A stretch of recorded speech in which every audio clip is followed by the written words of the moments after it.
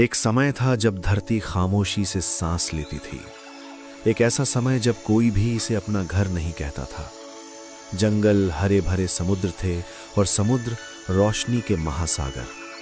हर दिशा में जीवन फल फूल रहा था, उन्मुक्त, जंगली, प्राचीन। ये क्रिटेशियस काल था, विशालकाय जीवों का काल। इतने विशाल जीवों का कि मानो देवताओं ने उन्हें गढ़ा हो।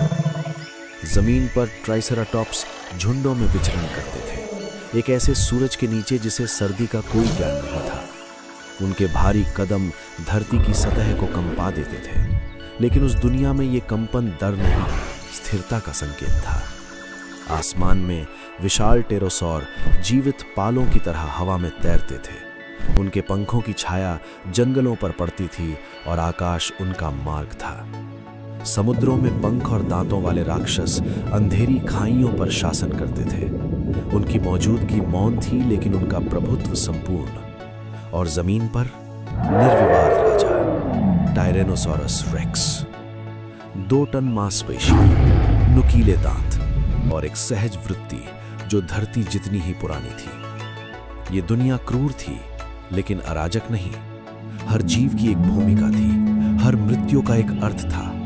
शाकाहारी विशाल फर्न और शंकुधारी पेड़ों पर पलते थे, जो पूरे महाद्वीपों को ढकते थे। मांसाहारी भोर में शिकार करते थे, जब ओस और हल्के रंग का खून एक ही दृश्य में घुल जाते थे। ये संतुलन था, ये जीवन था, ये विशुद्ध शक्ति थी। फिर भी उस सामंजस्य के भीतर भाग्य आकार ले रहा था।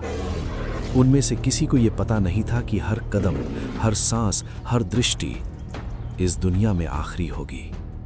उनके ऊपर बहुत दूर अंतरिक्ष के अंधकार में कुछ बदल रहा था।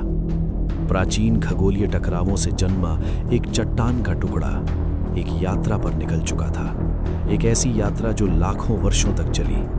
वो मंगल और बृहस्पति के बीच की क्षुद्र ग्रह पट्टी से निकला, मौन, अदृश्य, लेकिन पूरी तरह अपरिहार्य। धरती बेखबर अपने नीले आकाश में लिपटी घूमती रही। ऋतुएं बदली, पहाड़ उठे, समुद्र खिसके। ये एक जीवित ग्रह था, लेकिन नाजुक। और उस विशाल ब्रह्मांड में अंतरिक्ष का एक छोटा सा कण सब कुछ बदलने के लिए पर्याप्त था। वो कण आ रहा था और उसे कोई नहीं रोक सकता था। धरती पर जीवन चलता रहा। ज्वालामुखी आग की श्रृंखलाओं में फटते रहे, लावा की नदियां नए भूभाग बनाती रहीं। हर विस्फोट धरती की सांस थी। उत्तर के मैदानों और पहाड़ियों की तलहटी में एंक्लोसौर के झुंड धीमी लेकिन अडिग गति से आगे बढ़ते थे।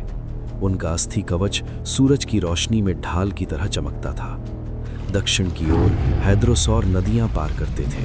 उनकी पुकारें घाटियों में प्राचीन गीतों की तरह गूंजती थीं। दलदलों में कॉम्सुगनाथ तेज, जिज्ञासु और सतर्क थे। फर्न के बीच छोटे शिकारी छिपे रहते थे। जंगलों में नई वनस्पतियां फैल रही थीं। कीट फूलों के बीच पराग ले जा रहे थे। आकाश उन पंखों की आवाज से भरा था जिन्होंने अभी डर नहीं सीखा था। शाखाओं के बीच प्रादिम पक्षी उड़ान का अभ्यास कर रहे थे। माइक्रोरैप्टर अपने 4 पंखों के साथ पेड़ों के बीच सरकता था और जड़ों के नीचे छोटे स्तनधारी छाया में रहते थे, सतर्क, सावधान, लेकिन एक ऐसे भविष्य के लिए तैयार जिसे वो अभी नहीं पहचानते थे।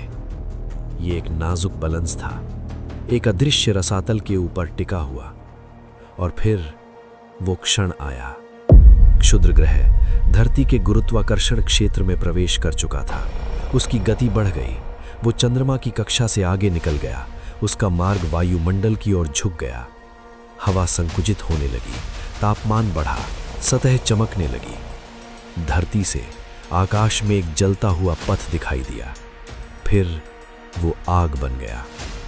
70,000 किलोमीटर प्रति घंटे से अधिक की गति से 10 किलोमीटर चौड़ा एक ज्वलंत गोला धरती की ओर बढ़ रहा था। उसका लक्ष्य युकाटन प्रायद्वीप। उसके नीचे डायनासोर अपनी आखिरी सुबह जी रहे थे। किसी ने ऊपर नहीं देखा, किसी ने समझा नहीं। आसमान का रंग बदलने लगा। पक्षियों ने गाना बंद कर दिया। जानवर जड़ हो गए। और फिर उजाला हुआ। एक ऐसी चमक जिसने सूरज को ढक लिया, एक ऐसी गरहावट जो ध्वनि से भी आगे निकल गई। फिर टकराव। समुद्र पल भर में वाष्पीकृत हो गया, धरती की पपड़ी मुड़ गई, चट्टान पिघल गई, आकाश जल उठा। 100 मिलियन मेगाटन से अधिक ऊर्जा एक क्षण में मुक्त हुई। हजारों किलोमीटर तक कुछ नहीं बचा। आघात श्रृंखला पूरे ग्रह पर दौड़ गई। पेड़ झुके और फिर गायब हो गए। हवा स्वयं ज्वाला बन गई। समुद्र में किलोमीटर ऊंची लहर उठी। सुनामी ने तट रेखाओं को निगल लिया। धरती एक चीख में बदल गई और फिर आग की बारिश शुरू हुई। टक्कर से उछले पत्थर आकाश में गए और चमकते हुए वापस गिरे। हर गिरता हुआ टुकड़ा नई आग थी। जंगल जल गए, समुद्र उबलने लगे, तापमान 1000 डिग्री से ऊपर चला गया। सबसे बड़े डायनासोर गर्मी से घुटकर गिर पड़े। नदियां भाप बन गईं, बादल गायब हो गए। धरती कांपती रही, मानो अपने ही भार से मुक्त होना चाहती हो। एक विशाल गड्ढा बना, 20 किलोमीटर गहरा, 180 किलोमीटर चौड़ा।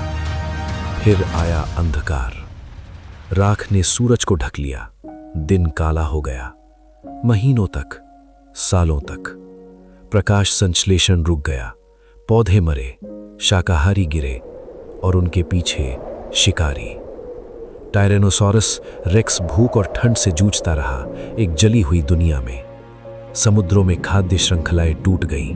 प्राचीन समुद्री राक्षस मौन में विलीन हो गए और इस तरह एक एक करके दैत्य गायब हो गए, धीरे निर्दयी समय में। लेकिन सब कुछ समाप्त नहीं हुआ। जमीन के नीचे, नदियों के पास, बिलों में नन्हे जीव बचे रहे। स्तनधारी, कीट, उभयचर। अंधकार में भविष्य आकार ले रहा था। साल बीते, दशक बीते, धूल बैठी, सूरज लौटा, बर्फ पिघली, बारिश गिरी। धरती ने फिर सांस ली। डायनासोर नहीं लौटे, लेकिन जीवन लौटा।